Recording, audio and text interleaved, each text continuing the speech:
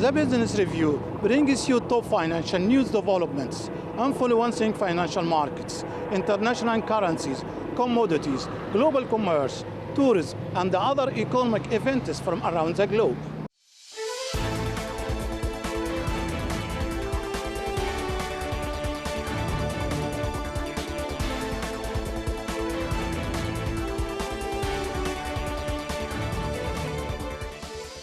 The French Ministry of Economy and Finance said that France will impose new digital services tax on technology giants from December 2020, despite the threat of countermeasures from Washington.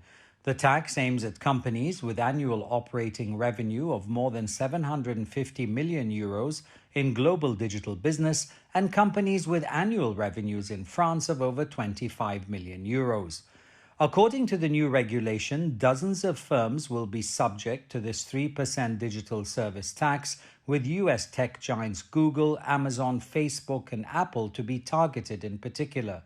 The United States plans to impose 25% additional tariffs on about $1.3 billion worth of French products, including handbags and cosmetics. That's according to the Office of the United States Trade Representatives, the USTR, and they announced that earlier, striking back against France's digital services tax on major US technology companies.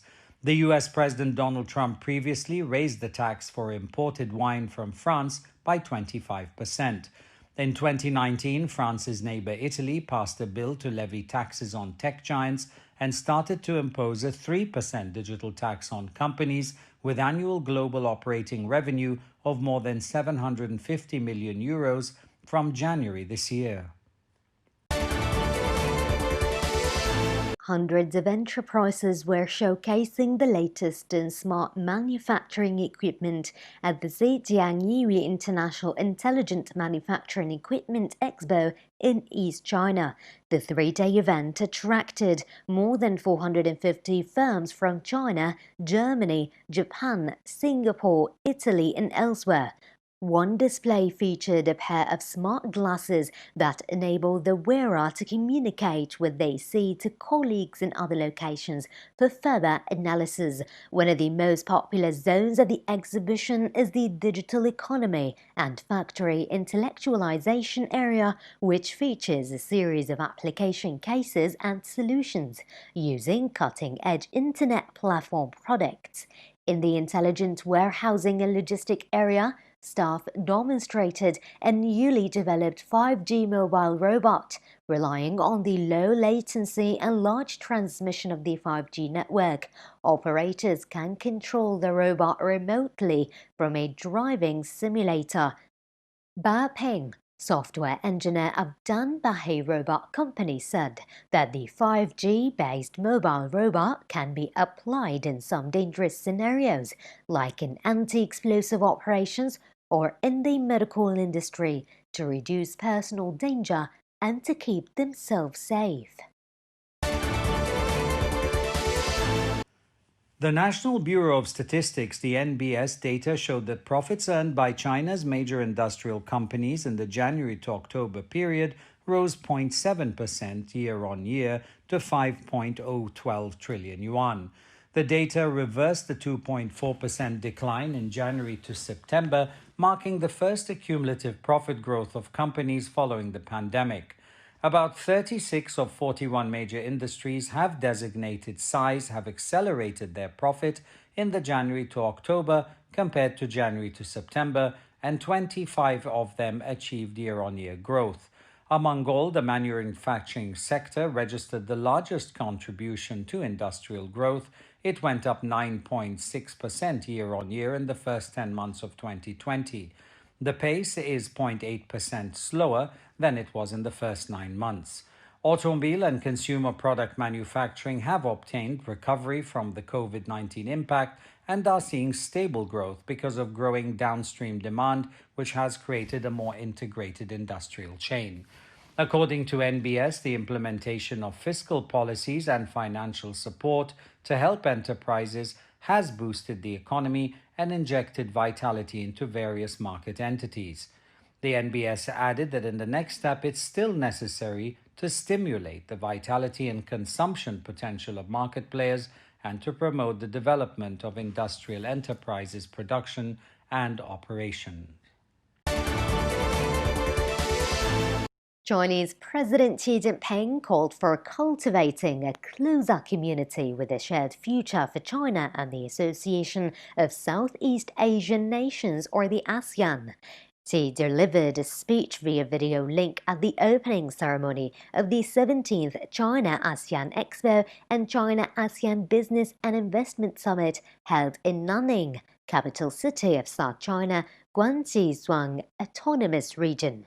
President Xi said the China-ASEAN relationship has grown into the most successful and vibrant model for cooperation in the Asian-Pacific and an exemplary effort in building a community with a shared future for mankind. When confronted by the sudden onslaught of COVID-19 this year, he added that China and ASEAN have helped each other and took on the challenge in solidarity.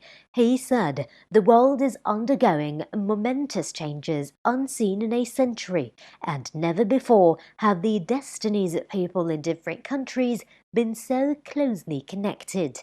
China continues to regard ASEAN as a priority in its neighborhood diplomacy and a key region in high-quality Belt and Road cooperation.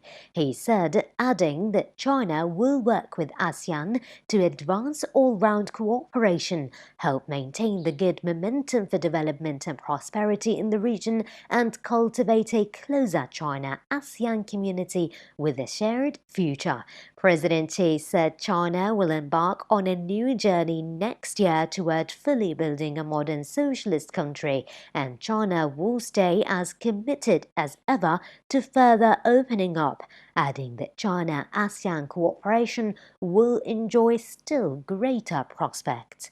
The president said he hopes this year's gathering will enable China and ASEAN countries to find more business opportunities, reap more fruits, and usher in a brighter future of prosperity.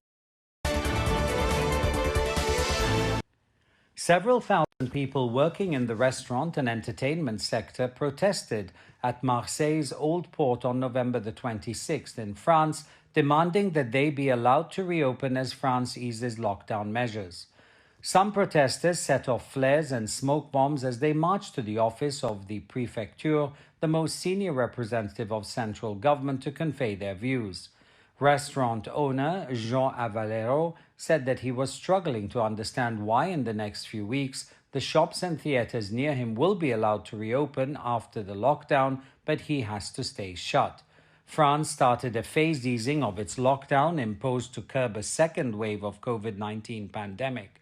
That is now starting to abate, and non-essential shops will reopen while museums and cinemas will be able to welcome visitors again from December the 15th. However, the hospitality sector has been told the earliest it can reopen is January the 20th. Officials cited concerns that cafes and restaurants where people remove masks to eat could allow the virus to propagate again. Avalero, owner of a restaurant called Le Cottage in a Marseille suburb, said he'd already furloughed his employees at the restaurant and was unsure how long he could keep going before he would have to close the business. Meanwhile, brasserie owner Karine Albert said that some of them had to take up loans to put in place safety measures such as plastic dividers and alcohol gels on each table, and now only to be shut again.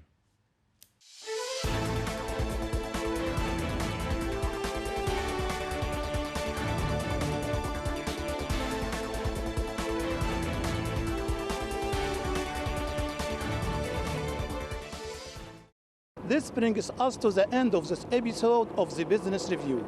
We hope to see you again tomorrow with news of stock markets, economic conferences, commodities, currencies, regional and international financial news, and much more.